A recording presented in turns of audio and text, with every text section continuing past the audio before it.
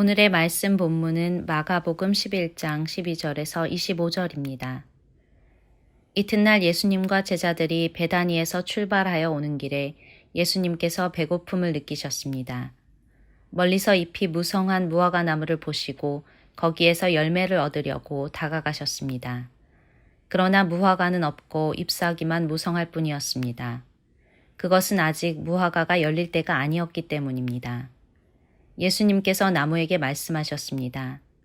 다시는 아무도 내 열매를 먹지 못할 것이다. 제자들이 이 말씀을 들었습니다. 예수님과 제자들이 예루살렘에 왔습니다. 예수님께서 성전에 들어가셔서 성전에서 사고 파는 사람들을 내쫓으셨습니다. 그리고 돈 바꿔주는 사람들의 책상과 비둘기 파는 사람들의 자리를 뒤엎으셨습니다. 예수님께서 그 누구도 물건을 가지고 성전의 뜰을 가로질러 가지 못하게 하셨습니다. 그리고 사람들을 가르치셨습니다. 성경에 이렇게 쓰여 있다. 나의 집은 모든 민족의 기도하는 집이라고 불릴 것이다. 그런데 너희는 강도의 소굴로 바꾸었다. 대제사장들과 율법학자들이 이 소식을 들었습니다. 그들은 예수님을 죽일 방법을 찾기 시작했습니다. 그것은 사람들이 예수님의 가르침에 놀라워하므로 그들이 예수님을 두려워했기 때문입니다. 밤이 되자 예수님과 제자들은 성을 떠났습니다. 아침에 지나가다가 제자들이 무화과 나무가 뿌리부터 말라버린 것을 보았습니다. 베드로가 생각이 나서 예수님께 말했습니다. 선생님, 보세요. 저주하셨던 무화과 나무가 말라 죽어 있습니다.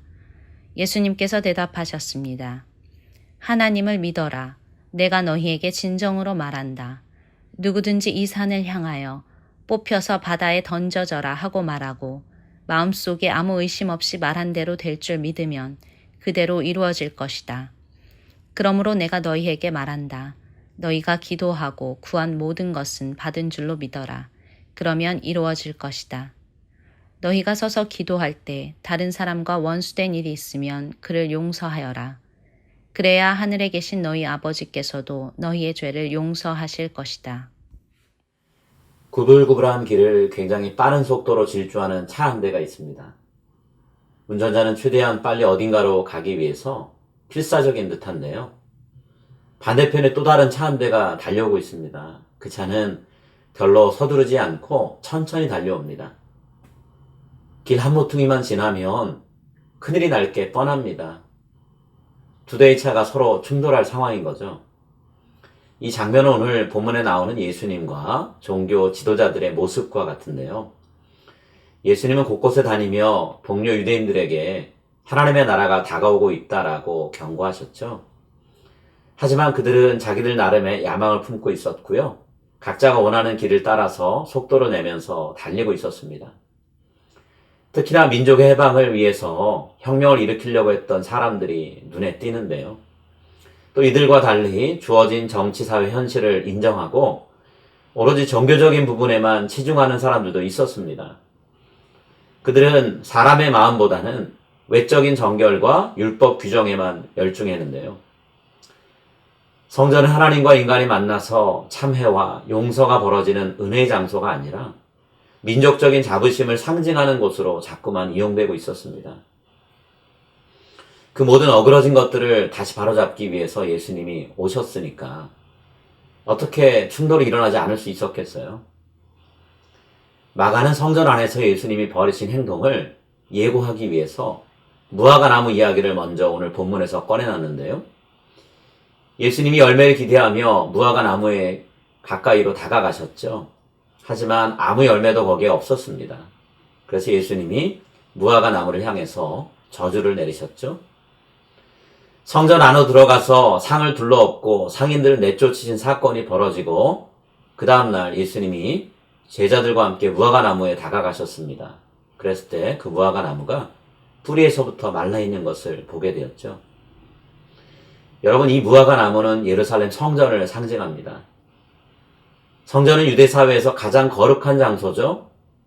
그렇기 때문에 그곳에서 사람들은 하나님의 백성들이 다른 사람들과 구별되는 모습을 보고 발견할 수 있어야만 했습니다. 예를 들자면 회개, 지혜, 정의, 거룩함, 평화의 열매 같은 것들을 볼 수 있어야 됐죠. 하지만 그런 열매는 그 어디에도 없었습니다. 예수님은 그런 성전을 바라보시면서 이사야서 56장 7절 말씀을 인용해서 고발을 하시는데요.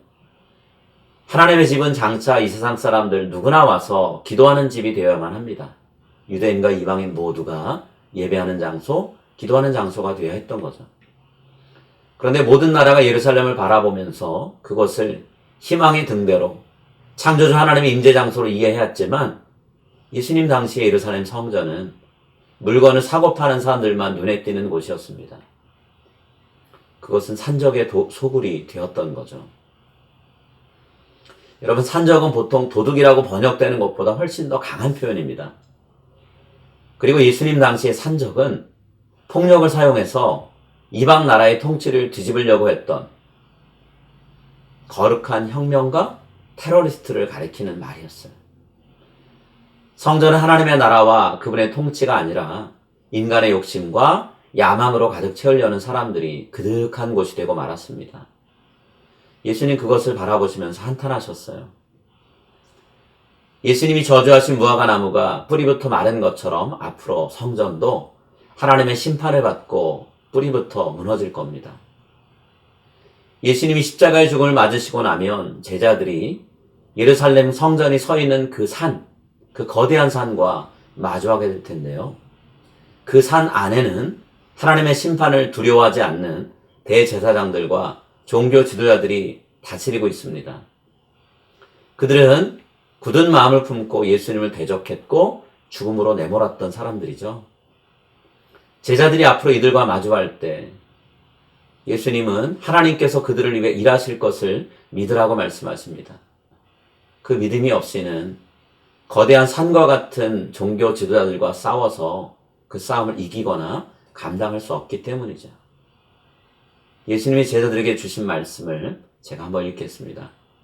내가 진실로 너희에게 이르노니 누구든지 이 산더러 들리어 바다에 던져지라 하며 그 말하는 것이 이루어질 줄 믿고 마음에 의심하지 아니하면 그대로 되리라.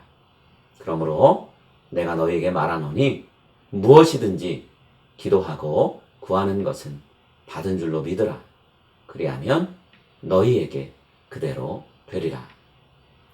오늘 우리도 이 세상 한가운데서 하나님의 거룩한 백성으로서의 구별된 모습을 항상 지켜야 됩니다. 겉으로 보기에 경건한 척하는 위선적인 종교 행위를 버리고 하나님의 사랑과 정의가 우리의 삶에 드러나도록 마음의 생각과 말과 행동이 일치하는 삶을 살아가는 저와 여러분이 될 수 있기를 이 시간 간절히 기도합니다. 이제 오늘 주신 말씀을 붙잡고 다음의 기도 제목으로 함께 기도하시겠습니다. 예수님이 열매를 기대하셨지만 잎만 무성할 뿐 아무 열매도 없던 무화과 나무처럼 보기에만 거룩하고 화려한 형식적이고 위선적인 신앙인이 되지 않게 하소서. 하나님 나라를 위해 살아가면서 마주하게 될 수많은 거친 산들을 넘어설 힘과 용기를 주시고 하나님의 도우심을 구하는 기도 소리를 그치지 않게 하소서.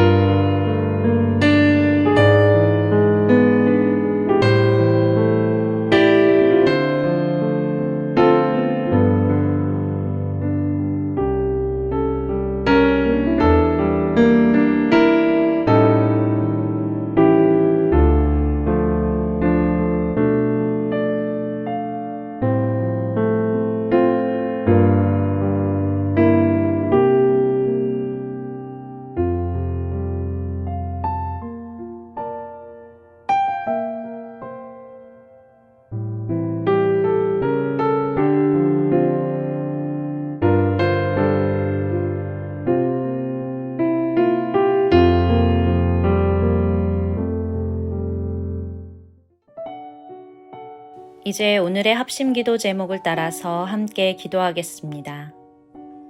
부자와 빈자의 삶의 격차가 해소될 수 있도록 서로 돌아보며 나누는 문화가 정착되게 하소서. 피부색, 인종, 민족, 성별, 나이 등 다양한 이유로 생겨나는 차별과 폭력이 근절되게 하소서. 자국의 국익을 위해 대립하는 강대국들의 관계가 개선되고 그 힘을 약소국을 돕는 데 사용하게 하소서.